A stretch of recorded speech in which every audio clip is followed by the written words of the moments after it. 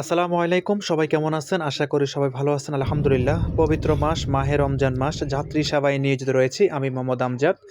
এই মুহূর্তে আছি আমার নিজ জেলায় কুমিল্লা লাকসাম থানা শাহপুর একটা গ্রামে। তো সেহরি খেয়ে ফজর নামাজ পড়ে রওনা হয়ে গেলাম যাত্রী নিয়ে ঢাকার উদ্দেশ্যে। তো আপনারা ইতিমধ্যে দেখতে পেলেন, তো আমার যাত্রী অলরেডি আমি গাড়িতে উঠেছি, যাব ঢাকা যমুনা ফিউচার পার্কে। তো অবশেষে চলে আসলাম হাইওয়ে, ঢাকা চট্টগ্রাম হাইওয়ে রাস্তার মধ্যে দেখেন হালকা হালকা কুয়াশা ভাব, কিন্তু রাস্তা অনেকটাই ফ্রি ছিল। তো গাড়িও প্রচণ্ড ছিল, কারণ এখন দিন যতটা দিন যাবে তত পরিমাণ রাস্তার মধ্যে গাড়িটা বাড়তেই থাকবে বাড়তেই থাকবে। এটা হয়তো আপনারা জানেন, যেহেতু সামনে ঈদ আসতেছে, রমজানও শেষ হয়ে যাচ্ছে। তো যাই হোক, অবশেষে আমি চলে আসলাম আমাদের কুমিল্লা ক্যান্টনমেন্ট। তো কুমিল্লা ক্যান্টনমেন্ট পার হয়ে যাচ্ছি, পার হয়ে চলে আসলাম ঢাকায়। তো আপনারা হয়তো অবাক হয়ে যাবেন, কি কুমিল্লা ক্যান্টনমেন্ট পার হয়ে কেমন ঢাকায় চলে আসে। তো এটা হচ্ছে আমার শুরুতে, ভিডিওর শুরুতেই তো চলে আসলাম যমুনা ফিউচার পার্কে। দেখতে পারতেছেন লোকগুলা লম্বা সিরিয়ালে সবাই এখানে প্রবাসী সবাই এখানে অ্যাম্বাসির সিরিয়ালের জন্য দাঁড়িয়ে আছে।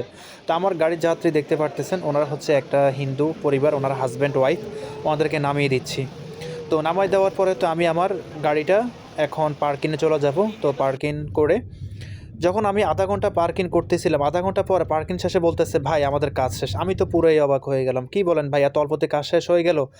তো এখানে আমার কাছে মনে হয় হাই 20 থেকে 25 মিনিট ছিলাম। তো দেখতে পাচ্ছেন আমার যাত্রী অলরেডি বের হয়ে গেছে। তো আমি গাড়ি নিয়ে চলে আসছি ওনাদের সামনে। তো ওনাদেরকে আবার আমি গাড়িতে উঠায় নিচ্ছি, আবার চলে যাব আমার নিজ জেলা কুমিল্লা লাকসাম থানার উদ্দেশ্যে।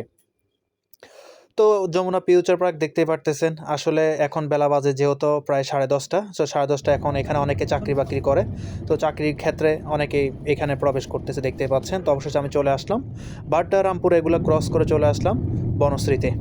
তো বনশ্রী পার হয়ে এখন চলে আসলাম ড্যামরা স্টপ কোয়ার্টার। তো খুবই শর্টকাটভাবে চলে আসতেছি ড্যামরা স্টপ কোয়ার্টার, কারণ এত লং ভিডিও করা তো পসিবল না, আপনাদের ধৈর্য আর কুলাবে না।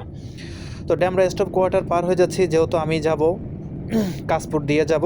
তো চিটাং রোডের রাস্তাটা ব্যবহার না করে সোজা তারাবো বিশ্ব রোডে ফ্লাইওভার যেটা, এটা ব্যবহার করতেছি। তো অবশেষে এগুলো পার হয়ে চলে আসলাম কাশপুর সেতু।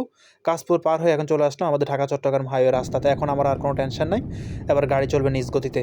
তো সব কিছু পার হয়ে চলে আসলাম মেঘনা সেতু। তো এখন মেঘনা সেতু যে টুলটা আছে, সেই টুলটা এখন পে করতেছি। টুলটা পে করে বাকি যে টাকাটা সেটা বুঝে নিলাম। তো যাই হোক, আলহামদুলিল্লাহ, অবশ্যই যাই দেখতেছি অল্প সময়ের মধ্যে যদি পৌঁছাতে পারে আর কি। তো মেঘনা সেতুর উপরে দেখেন সেতুটা অনেক ফ্রি ছিল, গাড়ির অনেক টানতে ভালো লাগতেছিল। আর আজকে সকাল সকাল ভিউ এতটা সুন্দর, যা ভাষায় প্রকাশ করা যাবে না, দেখতে পারতেছেন। আর গাড়িও মাশাল্লাহ দিলে অনেক গাড়ি ছিল, গাড়ি থাকলেও কিন্তু কোনো জ্যামজট ছিল না। তো অবশ্যই চলে আসলাম দাউদকান্দি। তবে একটা জিনিস খুবই ভালো লাগলো, যে এটাই যে অনেক জায়গায় ট্রাফিক আমি দেখছি, কিন্তু ট্রাফিকের পুলিশের দায়িত্ব পালন করে নাই, করছে আমাদের ছাত্র ভাইরা ট্রাফিকের দায়িত্ব পালন করতেছিল।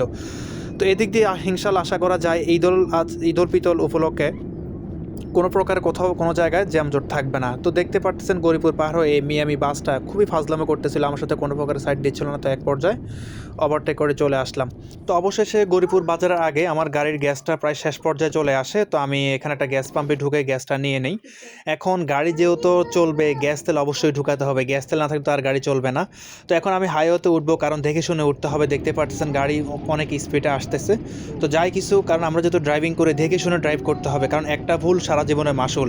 তো দেখতে পারতেছেন হাইওয়ে রাস্তা, চতুর্দিকে প্রকৃতি, দেখেন রাস্তাটা কত সুন্দর ফ্রি, আর এতটাই সুন্দর লাগতেছিল প্রকৃতির দৃশ্যটা, এটা হয়তো আপনারা দেখলে বুঝতেছেন। তো দেখেন আমার দুই চান কালামানিক দুইটা হাইস গাড়ি, মানে এত পাল্লা দিয়ে টানতেছিল, দেখেন আপনারা দেখলে বুঝতে পারবেন। মানে আমি যত স্পিডে আসতেছি ওনারা তত স্পিডে যাচ্ছে, আমার গাড়ি প্রায় 100+ গতি।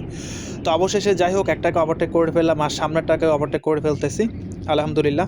অবশেষে চলে আসলাম আমাদের কুমিল্লা পদ্মরা বাজার বিশ্বর। দেখতে পারতেছেন এখানে এসে আমি তো পুরোই অবাক হয়ে গেলাম, এখানে গাড়ি ঘোড়া সিএনজি এত পরিমাণ জ্যামজট থাকে দেখলাম। এখানে এক গাড়ি পরিমাণ সেনাবাহিনী নামছে, সেনাবাহিনী নাই মানে দেখেন সেনাবাহিনী প্রতিটা সিএনজি অটোগুলারে পিডায়া পিডায়া সবগুলো রাস্তা থেকে আউট করতেছে, রাস্তা ফ্রি করে দিচ্ছে। তো এর জিনিসটা দেখে আসলে আমার কাছে খুবই ভালো লাগলো। তো বাগমারা ক্রসিং করে লাকসাম চলে আসলাম। তো আমার যাত্রীর যে বাসার যে রাস্তায়, সে রাস্তায় প্রবেশ করে ফেললাম। তো অবশেষে যাত্রীর বাসার কাছাকাছি চলে আসছি, দেখতে পারতেছেন। তো আলহামদুলিল্লাহ, অবশেষে যাত্রীকে গাড়ি থেকে নামিয়ে দিচ্ছি।